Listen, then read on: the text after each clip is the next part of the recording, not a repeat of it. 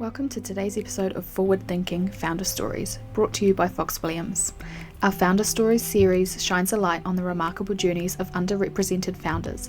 As part of our ongoing efforts to support diverse entrepreneurial talent, we've created a platform where these inspiring people share their stories, lessons learned, and the unique challenges they've overcome.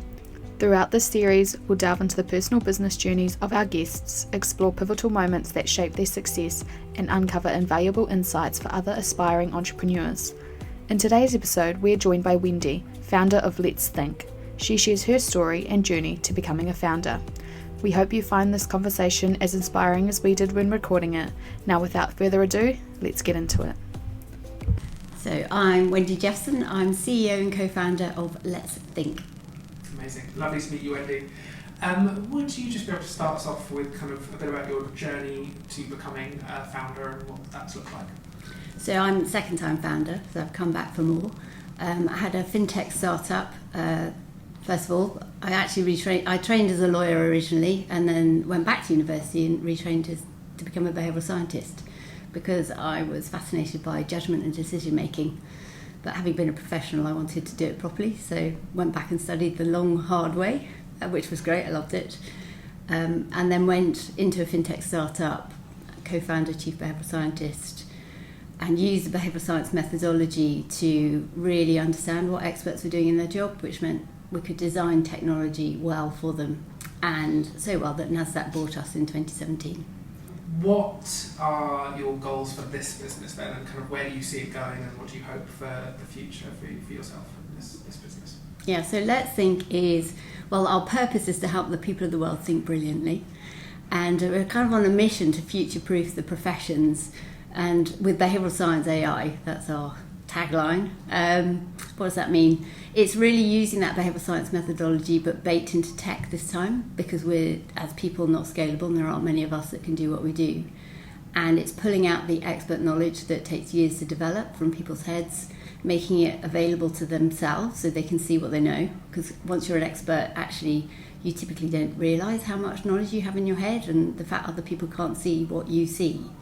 So actually pulling that out and revealing it means I'm a sourcing in law, so the law firm, you can see it, you can retain it, that intellectual capital in your firm, but you can share it. So other people who are impacted, particularly at hybrid working, means it's much harder to get access to the people who've got that knowledge. They can actually tap into it, understand the strategic, the tactical decision making, the nuances, the difficult stuff, in the words of the people who are doing it, who've been doing it for years. And then they can ask better questions, they can learn faster, they can have a better idea for themselves of how to go and have a go at something. So hopefully you supercharge the learning journey for your juniors and make them chargeable faster. What are the kind of second time around, have you noticed any similarities in the challenges that you're facing now to before when you were a founder, or what's the difference that you've kind of noticed? Funnily enough, legal tech feels like fintech 10 years ago. So that's interesting to watch, even conversations, with the SRA, who are at the beginning in some respects of their journey with technology, having worked with the FCA, who are brilliant on the innovation journey.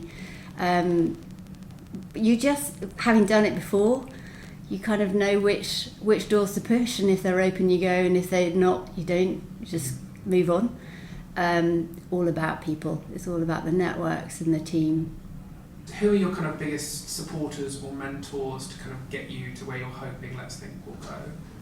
Many. Everyone I talk to, I learn something from everybody, and it is about the network. I mean, actually Tabitha today has been fantastic, just being in the room with all these brilliant people and people from Ben Rex. I would say our LED, our kind of independent chair of our board, Victoria Raffi, is fantastic. She also worked with us in my first startup. Raj Mahapatra, who's from Wilson Sonsini, he's an exec advisor, he's brilliant. Jennifer Swallow, who's just amazing, spoke to her just earlier in the week, phenomenal experience and advice. Many people though on this journey. Yeah, and you kind of spoke about understanding which doors to push and pull, the second time around. Does that kind of feed into your approach to failures more generally and sort of setbacks? How do you kind of navigate failure? Everything is a good learning journey, isn't it? I think second time round, you can pivot really quickly, and they're small pivots. So you just, you listen out really carefully for what people are saying, and is it landing, is it not landing? Okay, what do I need to try differently? So you just try something in the next conversation and see if it works any better. So I also know that I bring in really good people, and it's listening to all of them and figuring out quickly what's working, what's not working. And in that kind of bringing good people in, what does like good culture look like to you, and how do you kind of promote that for Let's Think? Really good question. You have to ask the team that one, I think. But I've either worked with them before, so we both know each other really well, or I've been really clear up front about what I'm good at and what I'm not good at. And that's, they're all there because there's lots I'm not good at. Being really open and listening to them, but knowing when you've got to take a call. And every time I try that, they overrule me. So I don't know, it's working so far. We've got B Corp, we're very keen on the governance and the ethics of how we run our business.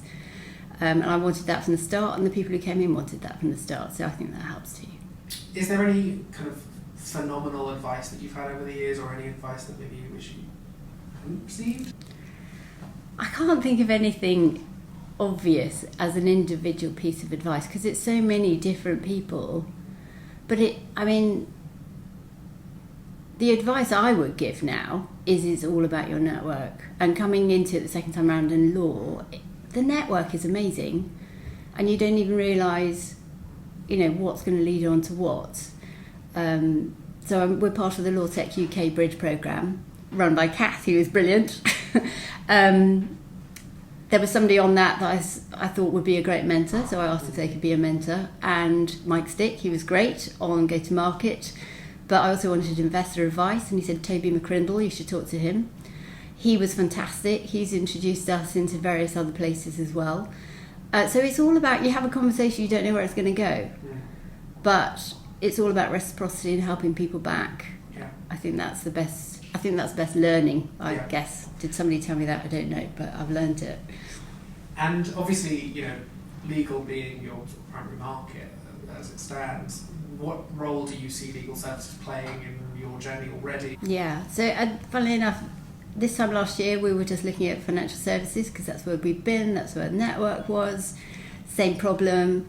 And I was at a UKRI Innovation Lab with a head of innovation from a law firm not too far from here, and we kind of got put together, and actually she totally got it. She totally understood the problem of capturing tacit knowledge and sharing it in an organisation. So it's one of those open doors. Okay, is the market ready for it? Legal tech's taking off in a big way. They're really engaged with they can see the problem. They're really feeling it. So it's okay, and I can talk their language. I've been there, I understand how it works. Actually, right, let's go for law. And we applied to the Fuse programme at Alan Overy. I told Shruti we were too early, but we got shortlisted. And they're going, yeah, you've got some, you're onto a problem here.